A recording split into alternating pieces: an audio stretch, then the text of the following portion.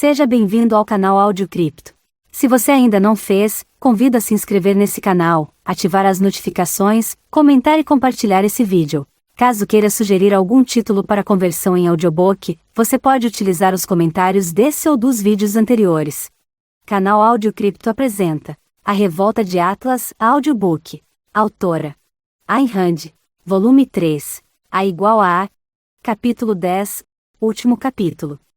Em nome do que há de melhor em nós. Dagny caminhou até o guarda parado à porta do Projeto F. Seu andar era resoluto, espontâneo, uniforme, e seus passos ressoavam no silêncio do caminho entre as árvores. Ela levantou a cabeça, para que seu rosto fosse iluminado pelo luar e o homem a reconhecesse. Deixe-me entrar, disse ela. Entrada proibida, respondeu ele, como um robô. Por ordem do Dr. Ferris. Vim por ordem do Sr. Thompson. De quem? Eu não estou sabendo de nada. Pois eu estou. Isto é, o Dr. Ferris não me disse nada. Não, senhorita. Pois eu estou lhe dizendo. Mas eu só posso cumprir ordens do Dr. Ferris. Você quer desobedecer ao Sr. Thompson? Não, senhorita, não quero. Mas, se o Dr. Ferris mandou que eu não deixasse ninguém entrar, então não estou autorizado a deixá-la passar, e acrescentou, incerto, como que implorando, não é? Você sabe que eu sou Dagny Taggart. Já viu a minha foto no jornal com o Sr. Thompson e os principais líderes do país, não viu? Sim, senhorita. Então resolva se você quer ou não quer desobedecer às ordens deles. Não, senhorita, não quero de jeito nenhum. Então me deixe entrar. Mas também não posso desobedecer ao Dr. Ferris. Então escolha. Mas eu não posso escolher. Quem sou eu para escolher? Pois vai ter que escolher mesmo assim. Olhe, disse ele, tirando uma chave do bolso e se virando para a porta, vou perguntar ao chefe. Ele, não, disse ela. Algo no tom de voz dela fez com que ele se virasse rapidamente. Dagny estava apontando uma arma para seu coração. Ouça com atenção, disse ela. Ou você me deixa entrar ou eu mato. Você pode tentar me matar primeiro, se conseguir. Tem essa opção, mas nenhuma outra. Agora resolva. Ele abriu a boca e deixou a chave cair no chão. Saia da minha frente, disse ela. Ele sacudiu a cabeça em desespero, encostado à porta. Meu Deus! Senhorita Taggart, disse ele, num apelo desesperado. Eu não posso atirar na senhorita, já que vem a mando do Sr. Thompson. E não posso deixá-la entrar, por ordem do Dr. Ferris. O que devo fazer? Sou apenas um João Ninguém. Estou apenas cumprindo ordens. Não cabe a mim decidir. Sua vida está em jogo, disse ela. Se a senhorita me deixar fale com o chefe, ele me diz, ele. Não vou deixar que fale com ninguém. Mas como eu posso ter certeza de que a senhorita veio mesmo a mando do Sr. Thompson? Não pode. Talvez eu não tenha vindo a mando dele. Talvez eu esteja agindo por conta própria, e nesse caso você vai ser punido por me obedecer. Talvez eu tenha, e nesse caso você vai ser preso por me desobedecer. Talvez o Dr. Ferris e o Sr. Thompson estejam de acordo quanto a isso. Talvez não, e nesse caso você vai ter que desafiar um ou outro. Não há ninguém que lhe dê instruções, ninguém com quem você possa falar, ninguém que lhe diga como deve agir. Você vai ter que decidir o que faz sozinho, mas eu não posso decidir. Porque é o seu corpo que está me impedindo o caminho. Mas eu não posso decidir. Isso não cabe a mim. Vou contar até 3, disse ela. Depois vou atirar. Espere. Eu ainda não disse nem sim nem não, exclamou ele, apertando-se contra a porta, como se a imobilidade do corpo e da mente constituísse sua melhor proteção. 1, contou ela, fitando os olhos aterrorizados do homem. 2. Dagny percebia que a arma o aterrorizava menos do que a obrigação de escolher. 3. Tranquila e impessoal, Dagny, que teria hesitado antes de atirar no animal, puxou o gatilho e mirou no coração de um homem que queria existir sem a responsabilidade imposta pela consciência. Sua arma tinha silenciador. Não se ouviu nenhum barulho que chamasse a atenção, apenas o baque surdo de um corpo caindo. Ela pegou a chave no chão e então esperou alguns segundos, conforme o combinado. Deanconia foi o primeiro a chegar, vindo de trás do prédio, depois veio Hank Rearden e, por fim, Ranyar Danesjode. Dos 4 guardas dispostos entre as árvores, um fora morto e os outros estavam amarrados e amordaçados no mato. Sem dizer nada, Dagny entregou a chave a Deanconia. Ele destrancou a porta e entrou, sozinho, deixando-a ligeiramente aberta. Os outros 3 ficaram esperando do lado de fora. O corredor era iluminado por uma única lâmpada no meio do teto. Havia um guarda ao pé da escada que levava ao segundo andar. Quem é você? Gritou ele ao ver Deanconia entrar com jeito de proprietário do lugar. Ninguém pode entrar aqui hoje. Pois eu entrei. Por que Rush deixou você entrar? Ele deve ter tido suas razões. Alguém alterou as suas suposições. Deanconia corria os olhos pelo ambiente. Um segundo guarda, que estava no patamar no meio da escada, olhava para eles e escutava.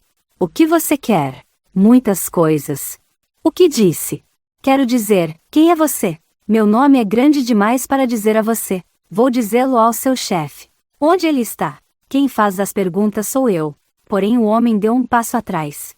Não banque o manda-chuva senão eu, mas ele é mesmo, Pet, exclamou o segundo guarda, paralisado pelos modos de Deanconia. O primeiro estava se esforçando para ignorá-los.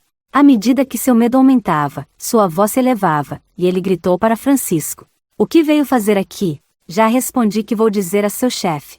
Onde ele está? Quem faz as perguntas sou eu. Não vou responder. Ah, não vai, é? Rosnou Pet, que só tinha um recurso em caso de dúvida, levar a mão ao coldre. A mão de Deanconia foi rápida demais para os olhos dos dois, e sua arma também era silenciosa. O que eles viram e ouviram em seguida foi a arma voar da mão de Pet, juntamente com o sangue de seus dedos despedaçados. No instante em que o segundo guarda compreendeu o que acontecera, a arma de Francisco já estava apontada para ele. Não atire, doutor! Gritou ele. Desça daí com as mãos para cima, ordenou Francisco, apontando a arma para o guarda e fazendo com a outra mão um gesto para os três que esperavam lá fora. Quando o guarda terminou de descer a escada, Rearden já estava lá para desarmá-lo, e Danesjolde, para amarrar suas mãos e seus pés. A aparição de Dagny pareceu assustá-lo mais que a dos outros dois. Ele não conseguia entender. Os três homens estavam de chapéu e blusão de couro e, não fossem seus modos, podiam perfeitamente formar um grupo de salteadores, mas a presença daquela mulher era inexplicável. Onde está seu chefe? Perguntou Deanconia. O guarda indicou a escada com um movimento de cabeça. Lá em cima. Quantos guardas há no prédio? 9. Onde eles estão? Um está na escada do porão. Os outros todos estão lá em cima, no laboratório grande. O da janela. Todos? Sim. O que há nessas salas? Perguntou, indicando as portas que davam no corredor. Laboratórios, também. Estão trancados.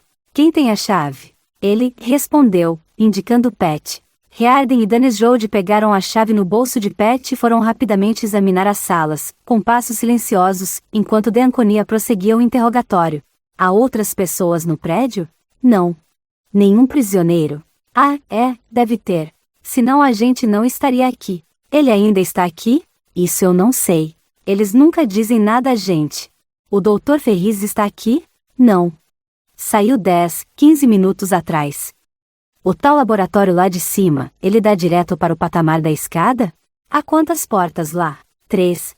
E há a do meio. E as outras salas, o que são? O laboratório pequeno fica de um lado e a sala do Dr. Ferriz do outro. Há portas de ligação entre essas salas? Sim.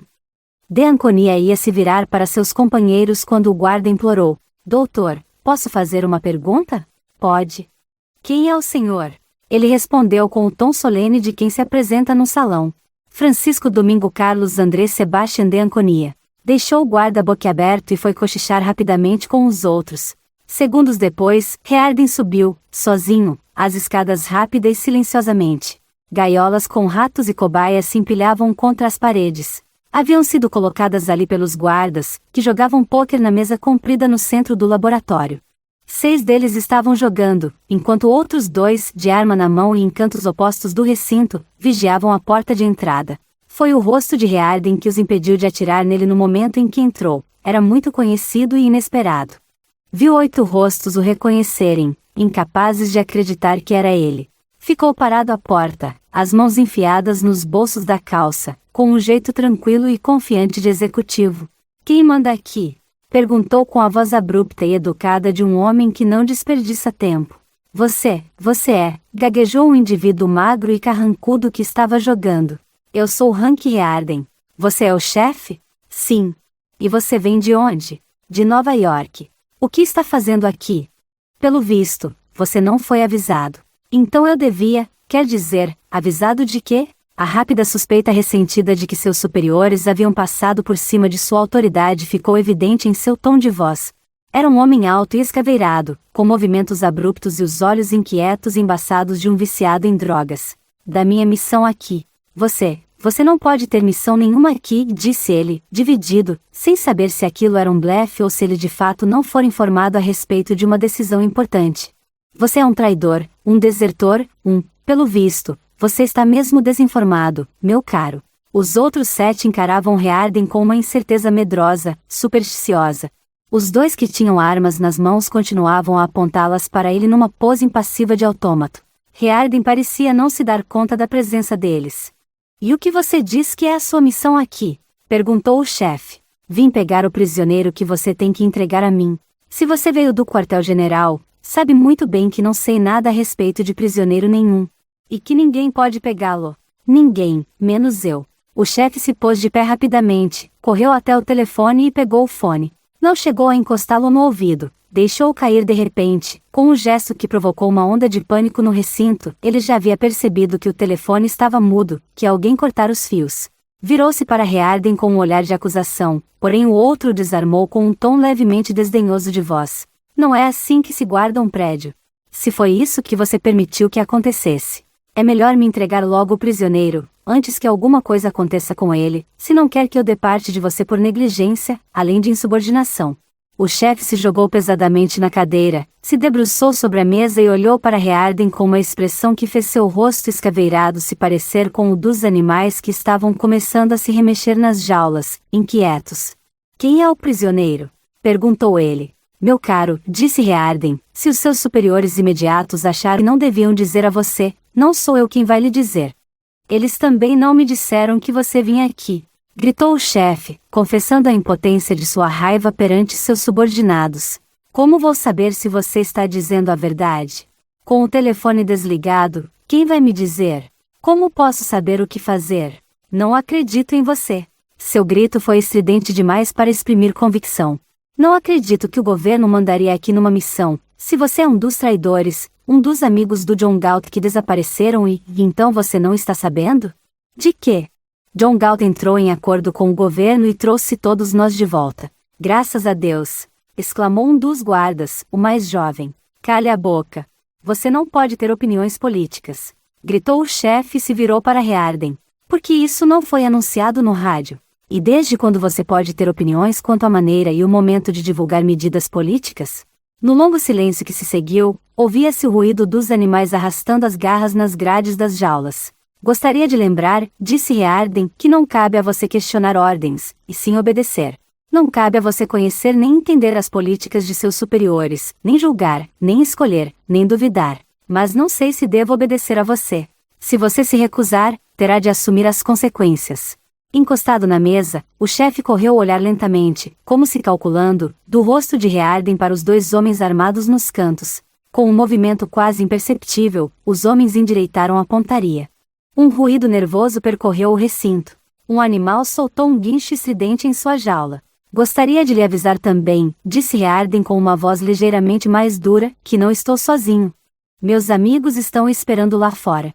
Por todos os lados. Quantos? Isso você vai ficar sabendo, de uma maneira ou de outra. Escute, chefe, disse um dos guardas com a voz trêmula, é bom a gente não se meter com esse pessoal, eles. Cale a boca. Rosnou o chefe, pondo-se de pé num salto e brandindo a arma na direção do homem que falará. Não quero ver nenhum de vocês se acovardar.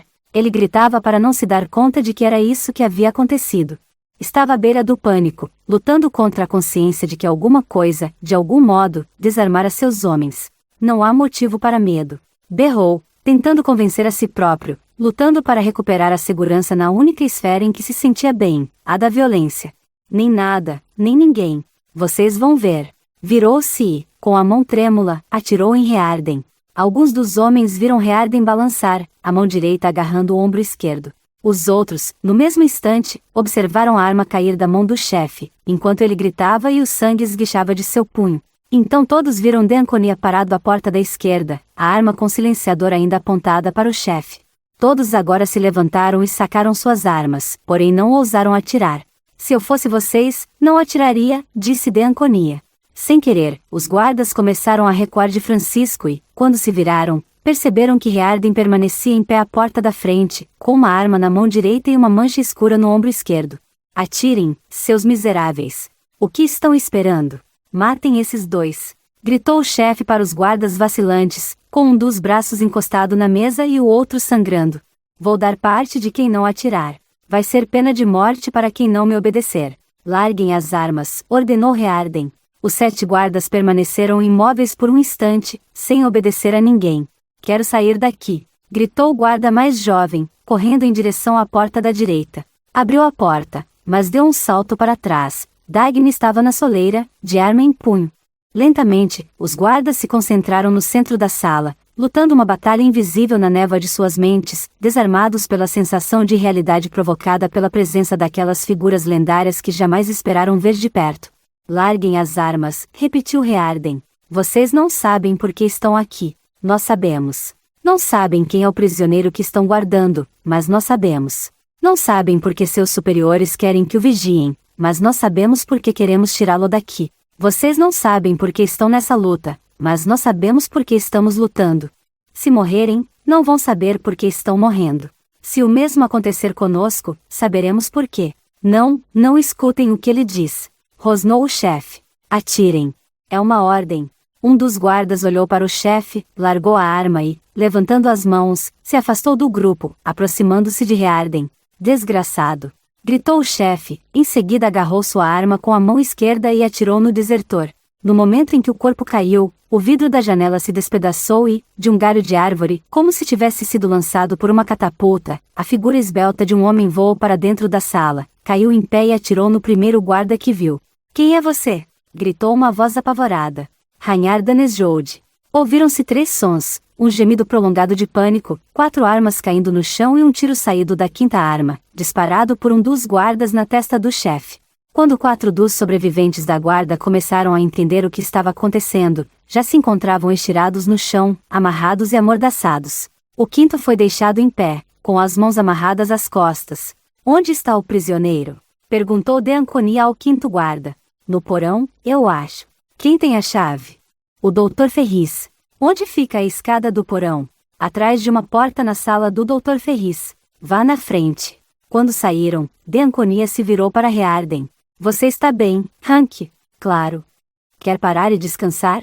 De jeito nenhum. Da soleira da porta da sala do Dr. Ferris, olharam para uma escada de pedra íngreme que descia e viram um guarda no patamar lá embaixo. Suba até aqui com as mãos para o alto, ordenou de Anconi.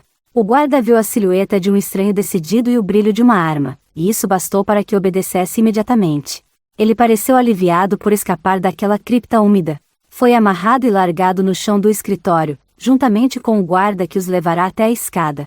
Agora os 4 estavam livres para descer a escada correndo até a porta de aço trancada que havia no fim. Até então, agiam e se moviam com precisão e controle.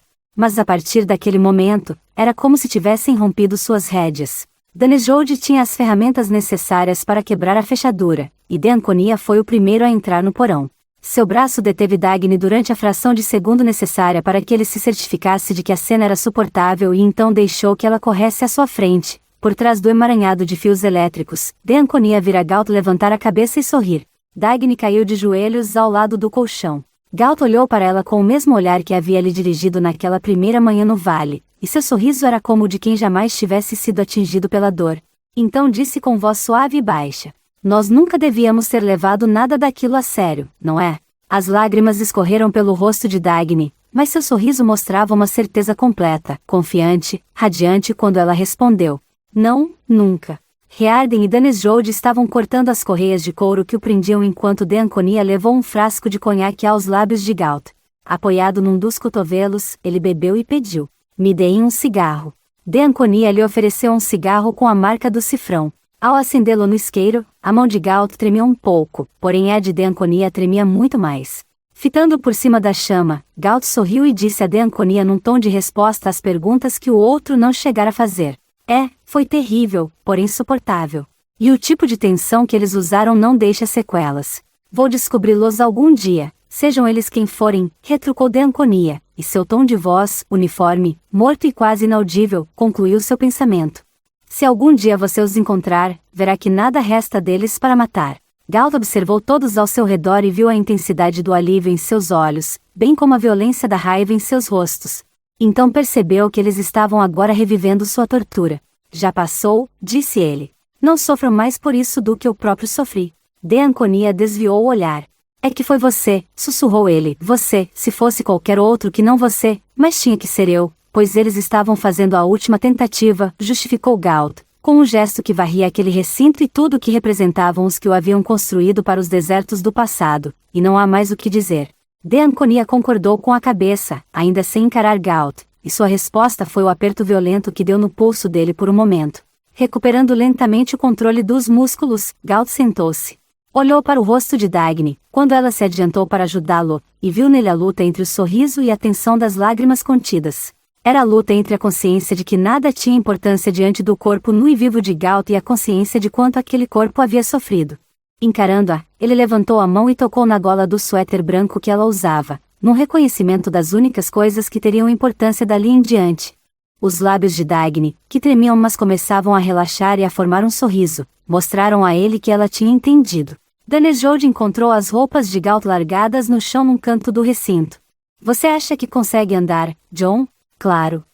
Enquanto Deanconia e Rearden ajudavam Galt a se vestir, Danejoude, com gestos tranquilos e sistemáticos, sem nenhuma emoção aparente, reduziu a máquina de tortura a frangalhos. Galt não estava muito firme sobre as pernas, mas conseguiu ficar em pé, apoiado no ombro de Deanconia.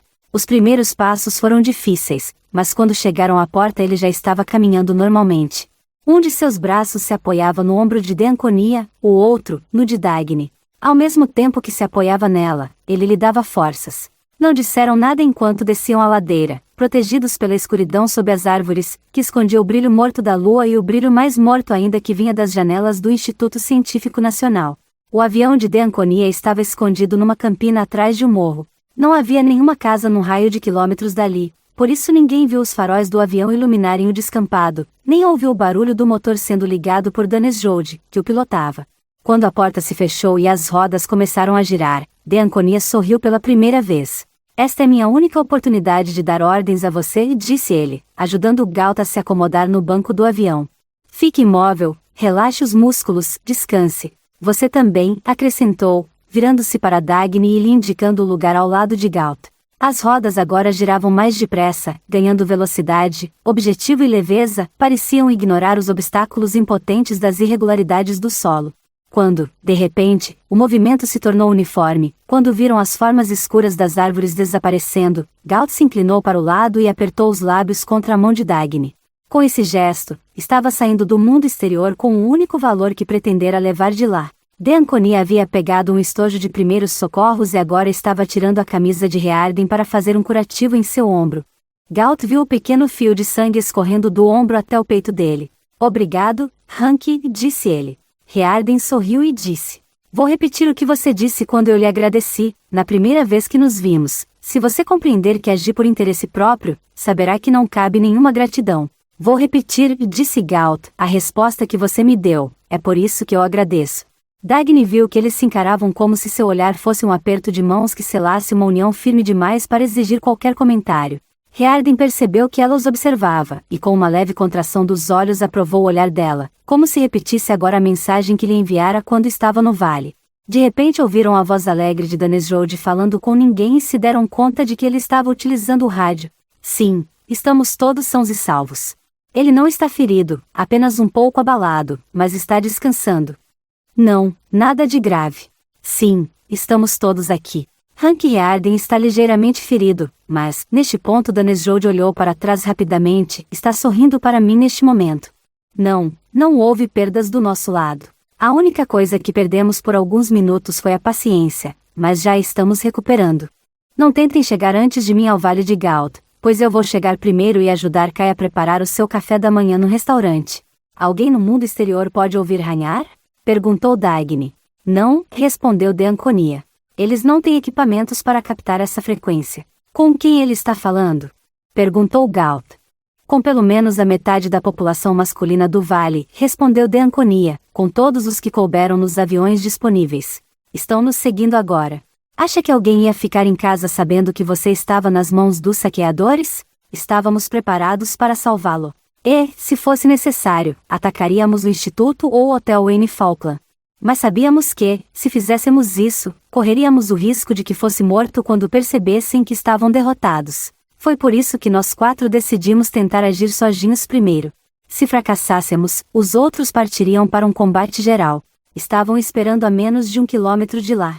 Alguns homens tinham se posicionado no morro, entre as árvores.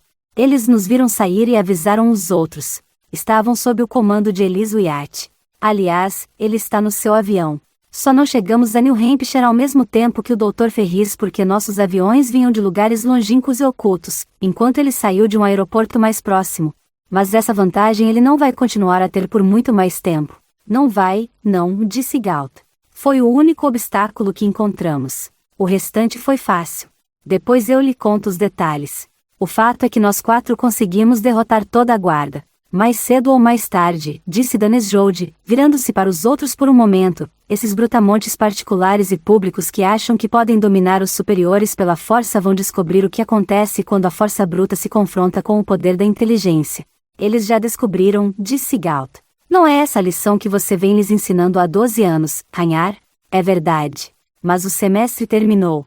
Hoje cometi meu último ato de violência. Não precisarei mais fazer esse tipo de coisa. Foi minha recompensa por esses 12 anos. Meus homens já começaram a construir suas casas no vale. Meu navio está escondido num lugar onde ninguém jamais poderá encontrá-lo, até que eu consiga vendê-lo e ele seja usado para fins bem mais civilizados. Vai passar a funcionar como um transatlântico. Apesar de não ser muito grande, será um excelente navio de passageiros. Quanto a mim, decidi mudar o tipo de aulas que dou. Vou reler as obras do primeiro mestre do nosso professor. Riarden deu uma risada. Gostaria de assistir à sua primeira aula de filosofia numa sala universitária, comentou.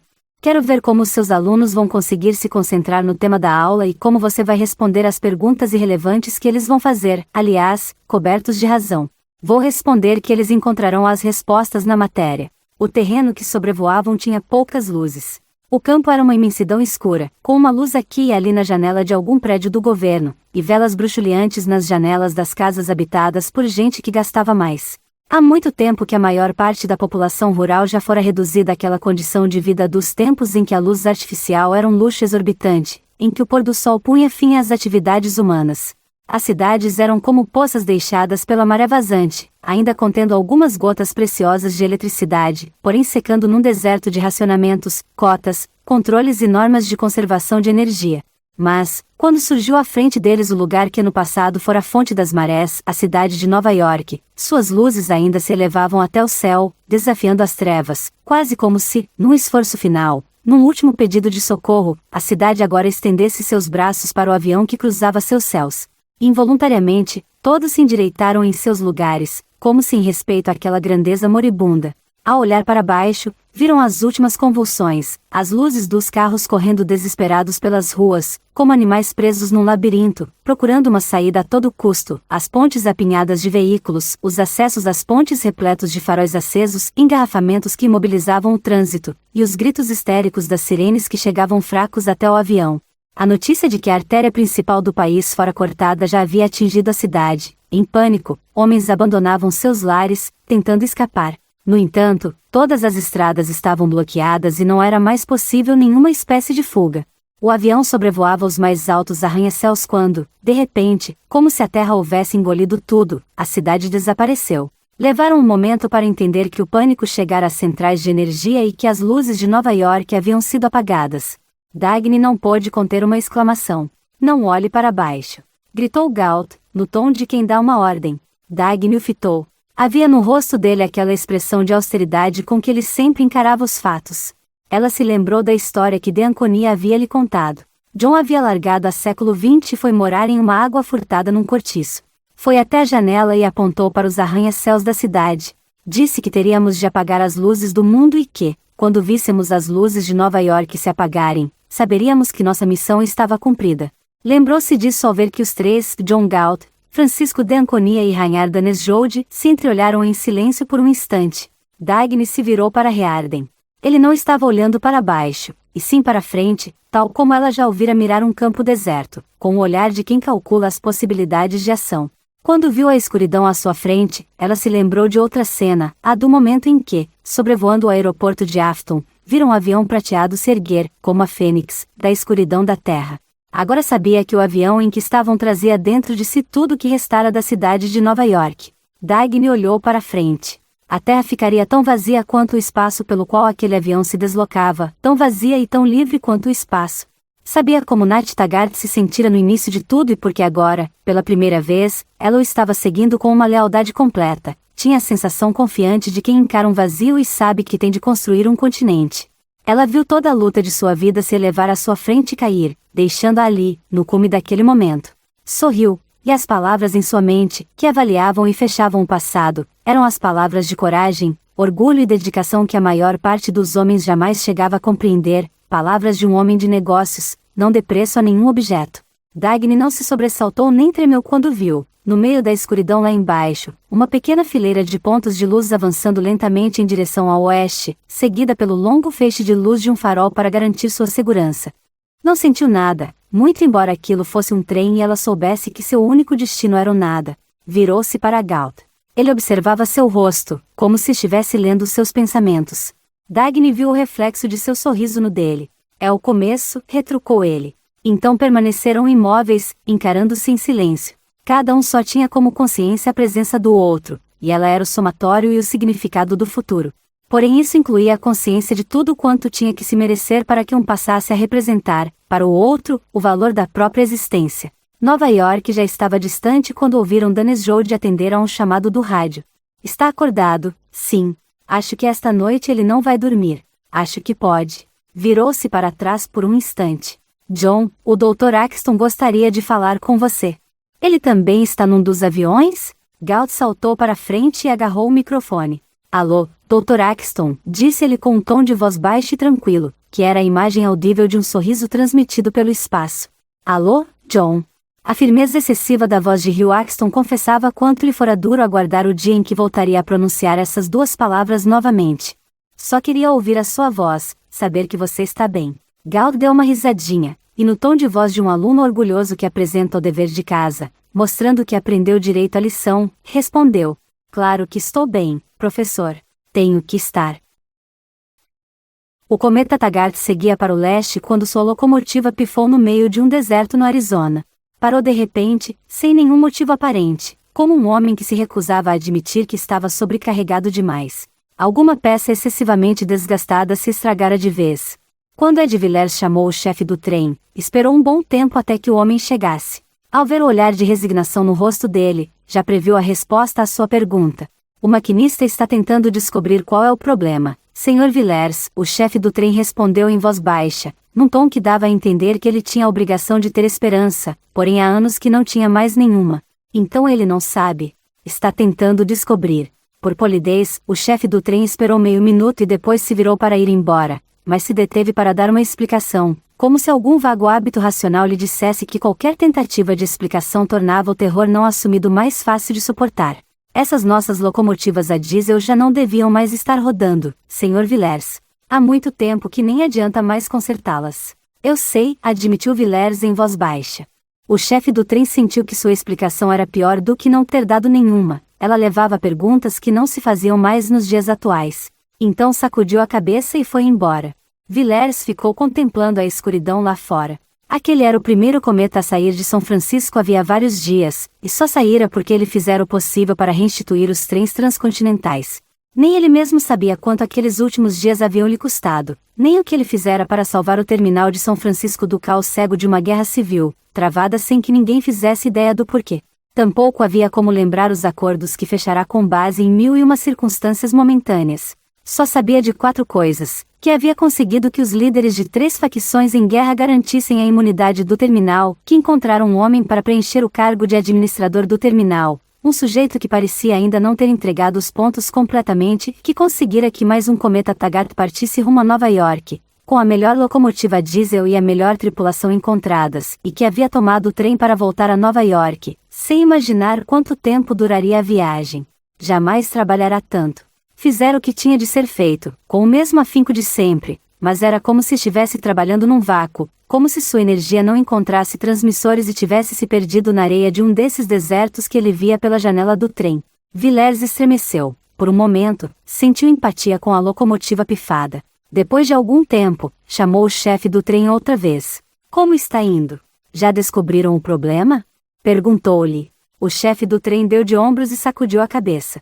Mande o foguista procurar um telefone e pedir à sede da divisão o melhor mecânico que houver por lá. Sim, senhor. Não havia nada para ser visto pela janela. Quando apagou a luz, Villers viu uma paisagem cinzenta, com manchas escuras de cactos, sem começo nem fim. Como os homens haviam se aventurado a atravessar aqueles desertos, e a que preço, no tempo em que não havia trens? Ele desviou a vista da janela e acendeu a luz. É apenas porque o cometa pifou no deserto que me vem essa ansiedade incômoda, pensou ele. O trem estava parado em trilhos que não eram da Taggart, e sim da Sul Atlântica, no Arizona, trilhos que a Taggart estava usando sem pagar por eles. Preciso tirar o trem daqui, pensou. Ele não se sentiria assim se voltassem aos trilhos da Taggart.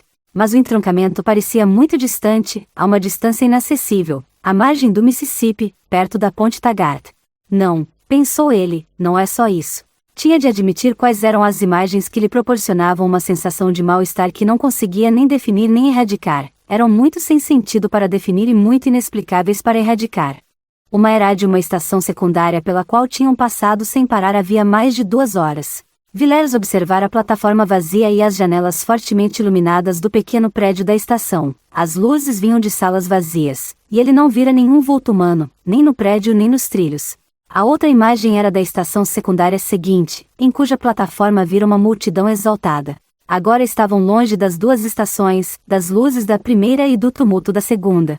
Preciso tirar o cometa daqui, pensou ele. Não entendia por que achava que isso era tão urgente, nem porque lhe parecerá tão importante restaurar as viagens do trem. Apenas um punhado de passageiros ocupava os vagões vazios, ninguém tinha para onde ir, nenhuma meta a atingir. Não era por causa daqueles passageiros que se esforçara tanto. Ele não sabia por quem. 2 expressões lhe ocorriam, com a indefinição de uma prece e a força avassaladora de um absoluto. Uma era, de oceano a oceano, para sempre. E a outra, não abandone o trem. O chefe do trem voltou 1 hora depois com o foguista, cujo rosto estava estranhamente soturno. Senhor Villers, disse o foguista lentamente, ninguém atende na sede da divisão. Villers se retesou no assento, recusando-se a acreditar no que ouvia, porém compreendendo de repente que, por algum motivo inexplicável, era essa a resposta que ele esperava ouvir. Impossível, disse ele em voz baixa. O foguista o encarava, imóvel. O telefone deve estar com defeito. Não, Sr. Villers. Não está com defeito. A linha estava funcionando. A sede é que não estava. Quer dizer, não tinha ninguém lá para atender, ou pelo menos ninguém que quisesse atender. Mas você sabe que isso é impossível. O foguista deu de ombros. Ninguém mais considerava nenhum desastre impossível. Villers se levantou num salto. Vá percorrendo todo o trem, ordenou ao chefe do trem. Bata em todas as portas, quer dizer, aquelas em que há passageiros, e veja se encontra algum engenheiro eletricista. Sim, senhor. Villers sabia que os 2 homens, tanto quanto ele, não acreditavam que fosse encontrar engenheiro algum entre aqueles rostos letárgicos e apagados que haviam visto pegar o trem.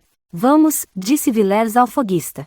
Subiram juntos na locomotiva. O maquinista grisalho estava sentado no seu banco, olhando para os cactos. O farol continuava aceso, e o feixe de luz se estendia pela noite, reto e imóvel, iluminando apenas os dormentes dos trilhos, até onde a vista alcançava. Vamos ver se a gente descobre qual é o problema, disse Villers, tirando o paletó, num misto de ordem e súplica. Vamos tentar mais um pouco. Sim, senhor, concordou o maquinista, sem ressentimento nem esperança. O maquinista havia esgotado seu escasso repertório de conhecimentos técnicos e verificara todas as possíveis fontes de defeitos que conhecia. Em seguida, se enfiou embaixo da locomotiva e começou a desatarrachar e a reatarrachar peças do motor, tirando-as e as recolocando a esmo, como uma criança que desmonta um relógio, porém, ao contrário da criança, sem acreditar que o conhecimento é possível. O foguista continuava debruçado à janela da cabine, olhando para a escuridão silenciosa e tremendo, como se fosse porque a noite estava esfriando. Não se preocupe, disse Villers, adotando um tom confiante. Temos que fazer o melhor que podemos, mas, se não conseguirmos, eles vão mandar alguém para nos socorrer mais cedo ou mais tarde. Não se abandona um trem assim no fim do mundo. Antigamente, não, disse o foguista. De vez em quando, o maquinista levantava o rosto sujo de graxa para contemplar Villers, também com o rosto e a camisa sujos. Para que isso, Sr. Villers? Perguntava ele. Não podemos abandonar o trem, respondia Villers, feroz. Ainda que de modo vago, sabia não estar se referindo apenas ao cometa nem somente à Taggart transcontinental. Indo da cabine às 3 unidades do motor e voltando à cabine, com as mãos sangrando e a camisa empapada de suor, Villers se esforçava por lembrar tudo o que já soubera a respeito de locomotivas, tudo o que aprendera na faculdade e antes dela, tudo o que aprendera no tempo em que os agentes da estação de Rochdale o botavam para correr quando ele queria brincar nas escadas das locomotivas de manobras. Mas nada conseguia, seu cérebro parecia emperrado.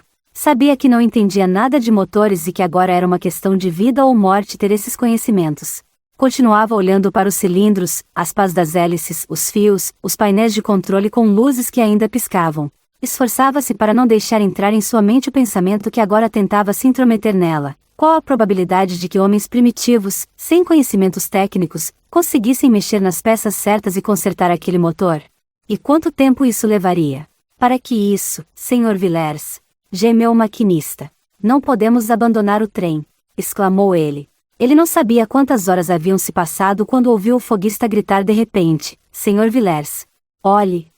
O foguista estava debruçado na janela, apontando para trás. Villers olhou. Uma luz estranha bruxuleava ao longe e parecia estar se aproximando lentamente. Era impossível identificar o que seria aquilo. Depois de algum tempo, começou a distinguir os vultos escuros que avançavam lentamente, seguindo um curso paralelo aos trilhos. A luz vinha perto do chão, balançando-se. Tentou ouvir alguma coisa, mas não conseguiu. Então percebeu um som abafado e ritmado que parecia ser produzido por cascos de cavalos. Os 2 homens a seu lado observavam apavorados os vultos escuros, como se alguma aparição sobrenatural estivesse saindo do meio do deserto e da noite.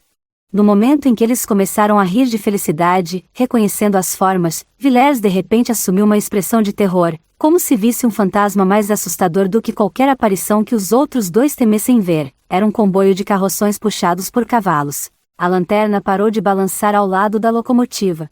Ô camarada, quer uma carona? Gritou um homem que parecia ser o líder e que estava rindo. Está preso aí, não é? Os passageiros do cometa estavam todos à janela e alguns já começavam a saltar e a se aproximar da caravana. Rostos de mulheres apareceram nas janelas das carroças, em meio a pilhas de objetos de uso doméstico, e de um dos últimos carroções vinha o choro de um bebê. Você é maluco? Perguntou Villers. Não, estou falando sério, companheiro. O que não falta aqui é espaço. Por um preço razoável, dou uma carona a vocês todos, se quiserem sair daqui. Era um homem magricela, nervoso, de gestos largos e voz insolente, que parecia um camelô. Isto aqui é o cometa Taggart, disse Villers, engasgado. Cometa, é? Mas parece uma lagarta morta. O que foi, companheiro? Assim você não vai a lugar nenhum mesmo se tentasse, não ia conseguir. Como assim? Está pensando que vai para Nova York? Nós vamos para Nova York. Quer dizer que você não soube? De quê? Puxa, há quanto tempo não se comunica com alguma estação da rede? Não sei. Soube de quê? Que a tal da ponte Taggart desabou. Sumiu. Foi uma explosão de raios sonoros, sei lá. Ninguém sabe direito. O fato é que não tem mais nenhuma ponte sobre o Mississippi. E assim não tem mais como chegar a Nova York, pelo menos para gente como você e eu. Villers não soube o que aconteceu em seguida. Ficou jogado ao lado do banco do maquinista, olhando pela porta aberta da unidade do motor. Não soube quanto tempo ficou lá, mas, quando por fim virou a cabeça, viu que estava sozinho. O maquinista e o foguista haviam saído da cabine. Ouviam-se vozes lá fora, gritos, soluços, o riso do líder da caravana. Foi até a janela da cabine e viu que os passageiros e os tripulantes do cometa estavam reunidos em torno do líder do comboio e de seus companheiros maltrapilhos. O homenzinho agitava os braços, dando ordens. Algumas das senhoras mais bem vestidas do cometa, cujos maridos, pelo visto, haviam sido os primeiros a negociar com o líder, entravam nas carroças, chorando e agarrando seus delicados estojos de maquiagem. Vamos lá, minha gente, vamos lá! Gritava o líder, alegre. Se espremer dá pra todo mundo. Fica apertado, mas anda. É melhor do que ficar aqui para virar comida de coiote. O tempo do cavalo de ferro terminou. Agora só tem o cavalo, mesmo. É lento, mas chega lá. Villers foi até a escada de saída da locomotiva para ver a multidão e para ser ouvido. Agitou uma das mãos, agarrando-se à escada com a outra. Vocês não vão com eles, vão? Gritava para os passageiros. Vão abandonar o cometa? Os passageiros viraram o rosto, como se não quisessem vê-lo nem lhe responder. Não queriam ouvir perguntas que não teriam capacidade de pesar em suas mentes. Então viu o pânico naqueles rostos cegos. O que há com esse cara de graxa? Perguntou o líder da caravana apontando para Villers. Senhor Villers, disse o chefe do trem em voz baixa, é inútil, não abandonem o cometa. Gritou Villers. Não o abandonem. Você é maluco? Perguntou o líder. Não faz ideia do que está acontecendo nas estações e na sede da sua rede. Os homens estão correndo tontos de um lado para outro que nem galinhas sem cabeças. Acho que amanhã de manhã não vai ter mais nenhuma ferrovia funcionando a oeste do Mississippi. É melhor vir também, Sr. Villers, disse o chefe do trem. Não. Gritou Villers, agarrando-se à escada de ferro como se quisesse se fundir a ela. O líder da caravana deu de ombros. Bem, a vida é sua, para onde estão indo? Perguntou o maquinista, sem olhar para Villers. Por aí, companheiro. Procurando um lugar para parar, por aí afora. Estamos vindo de Imperial Valley, Califórnia. O pessoal do Partido do Povo levou toda a nossa colheita e a comida que a gente tinha guardada. Disseram que era para fazer estoque. Então o jeito foi pegar as trouxas e ir embora. Tem que viajar de noite, por causa do pessoal lá de Washington. Estamos só procurando um lugar para morar. Pode vir também, companheiro, se você também não tem casa para morar, ou então a gente leva você a alguma cidade. Os homens daquela caravana, pensou Ed, indiferente, pareciam vis demais para fundarem uma comunidade livre e secreta, mas não o bastante para se tornarem um bando de saqueadores. Não tinham destino, como o feixe de luz do farol da locomotiva, e, como ele, se dissolveriam em algum lugar do deserto. Villers continuava parado na escada, olhando para o farol, por isso não viu os últimos passageiros do cometa Taggart serem transferidos para os carroções. O último foi o chefe do trem. Senhor Villers. Gritava ele, em desespero. Venha também. Não, respondeu Ed. O líder da caravana fez um gesto em direção a Villers. Espero que você saiba o que está fazendo. Exclamou num tom que era um misto de ameaça e súplica. Talvez apareça alguém para pegá-lo, semana que vem ou mês que vem. Quem é que viria aqui, nos dias de hoje? Vá embora, retrucou Villers. Ele voltou para dentro da cabine quando a caravana partiu, balançando e rangendo, e sumiu na noite.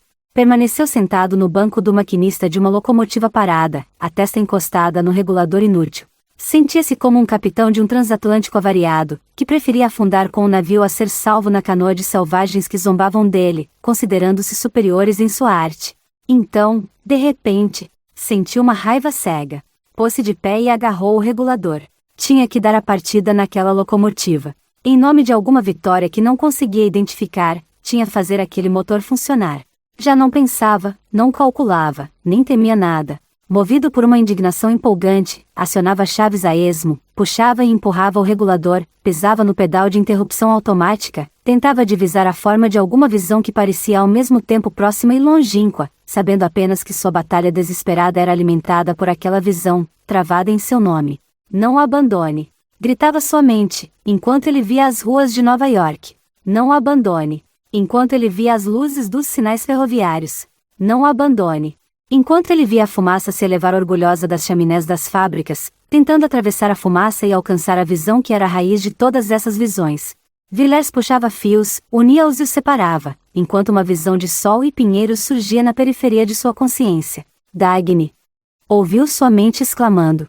Dagny, em nome do que há de melhor em nós. Acionava chaves inutilmente, apertava botões que nada faziam. Dagny. Gritava ele para uma menina de 12 anos numa clareira ensolarada no bosque, em nome do que há de melhor em nós, preciso fazer este trem pegar. Dagny, era isso, e você já sabia, mas eu não, você sabia quando se virou para olhar para os trilhos. Eu disse, não é trabalho nem modo de ganhar a vida. Mas Dagny, trabalho, modo de ganhar a vida, aquilo que há num homem que torna isso possível, isso é o que há de melhor em nós, era isso que tinha de ser defendido.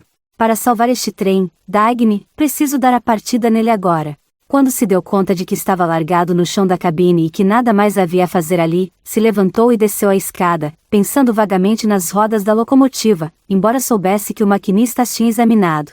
Sentiu o pó do deserto sob seus pés quando saltou para o chão. Permaneceu imóvel e, naquele profundo silêncio, ouviu as ervas mortas sendo arrastadas pelo vento, como se rissem por poderem se mexer enquanto o cometa não podia. Ouviu um som mais nítido bem perto e viu a forma pequena e cinzenta de um coelho cheirando os degraus de um dos vagões do cometa Tagat. Com uma súbita fúria assassina, partiu para cima do coelho, como se pudesse derrotar o inimigo encarnado naquela pequenina forma cinzenta. O coelho sumiu na escuridão, mas Ed sabia que não havia como detê-lo. Foi até a frente da locomotiva e viu as letras, TT. Então caiu sobre os trilhos e ficou soluçando, sob o feixe de luz imóvel que se perdia numa noite sem fim. A música do quinto concerto de Richard Halley saía do piano, passava pela janela e se espalhava pelo ar, pairando sobre as luzes do vale. Era uma sinfonia de triunfo. As notas fluíam, falando de uma ascensão, e elas próprias eram essa elevação, a essência e a forma do movimento ascendente. Pareciam a concretização de todo o ato e pensamento humano que visava ascender. Era uma explosão luminosa de som, que saía do esconderijo e se espalhava no espaço aberto. Continha a alegria de uma libertação, a tensão de um propósito.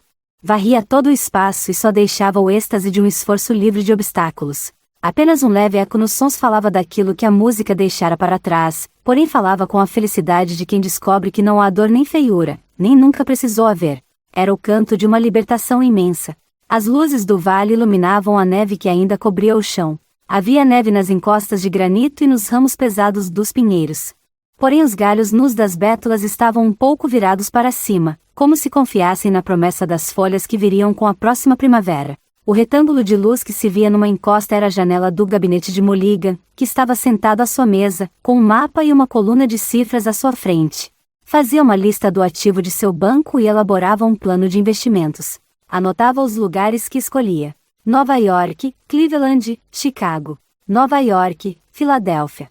O retângulo de luz no fundo do vale era a janela da casa de Dennis Jode. Kay Ludlow estava sentada à frente de um espelho, examinando as diferentes tonalidades da maquiagem para cinema contidas no estojo surrado à sua frente. Deitado num sofá, Dennis Jode lia um volume das obras de Aristóteles, pois estas verdades dizem respeito a tudo que há, e não há algum gênero especial distinto dos outros. E todos os homens as usam, por serem verdades do ser enquanto ser, pois um princípio que deve ser aceito por todo aquele que compreenda qualquer coisa que seja não é uma hipótese. Evidentemente, tal princípio será o mais certo de todos. Que princípio é esse, veremos agora. É aquele segundo o qual o mesmo atributo não pode pertencer e não pertencer simultaneamente ao mesmo sujeito no que se refere ao mesmo aspecto. O retângulo de luz no meio de uma fazenda era a janela da biblioteca do juiz Narragansett, que estava sentado a uma mesa. A luz de seu abajur iluminava a cópia de um documento antigo. Ele assinalara e riscara as contradições internas que no passado haviam causado sua destruição e estava acrescentando uma nova cláusula: o Congresso não aprovará leis que restringam a liberdade de produção e comércio. O retângulo de luz no meio de uma floresta era a janela da cabana de Francisco de Anconia, que se encontrava estirado no chão ao lado da lareira, debruçado sobre folhas de papel, completando o desenho de sua oficina de fundição. Hank Rearden e Elise Wyatt estavam sentados junto da lareira. John vai projetar as novas locomotivas, dizia Rearden, e Dagny vai operar a primeira ferrovia entre Nova York e Filadélfia. E, de repente, ao ouvir a frase seguinte, de Anconia levantou a cabeça e caiu na gargalhada, um riso de saudação, triunfo e libertação. Não estavam ouvindo a música do quinto concerto de Halley, que naquele instante passava por cima do telhado da cabana, mas o riso de Anconia equivalia a ela. Na frase que ouvia, ele via o sol da primavera iluminando os gramados das casas de todo o país. Via as fagulhas dos motores, o brilho do aço das estruturas dos novos arranha-céus, os olhos dos jovens que encaravam o futuro sem incerteza nem medo. A frase que Rearden pronunciara fora a seguinte: ela provavelmente vai querer cobrar tarifas de frete de arrancar os olhos da cara, mas eu vou poder pagá-las. O leve brilho que se deslocava lentamente no ponto mais alto a que se tinha acesso de uma montanha era a luz das estrelas nos fios de cabelo de Galt. Ele olhava não para o vale lá embaixo, e sim para a escuridão do mundo exterior. A mão de Dagny estava pousada em seu ombro, e o vento confundia os cabelos dos dois. Ela sabia por que Galt quisera caminhar pelas montanhas aquela noite e o que ele havia parado para ver. Sabia que palavras ele ia dizer agora e que ela seria a primeira a ouvi-las. Não podiam ver o mundo além das montanhas. Viam apenas um vazio de escuridão e pedra, porém a escuridão ocultava as ruínas de um continente, casas sem tetos, tratores enferrujados, ruas escuras, trilhos abandonados. Mas, ao longe, nos confins da terra, Uma pequena chama tremulava ao vento, a chama teimosa da tocha de Wyatt, retorcendo-se, insistindo, recusando-se a ser arrancada ou apagada. Parecia estar evocando e esperando as palavras que John Galt ia pronunciar agora. O caminho está desimpedido, disse Galt. Vamos voltar ao mundo. Levantou a mão e por sobre a terra desolada traçou no espaço um cifrão, símbolo do dólar. Fim do capítulo 10. Se você gostou desse audiobook, considere apoiar o canal com alguns satoshinhos. O endereço da carteira está na capa desse audiobook e na página do canal. Caso queira sugerir algum título para conversão em audiobook, você pode utilizar os comentários desse ou dos vídeos anteriores. Até o próximo audiobook.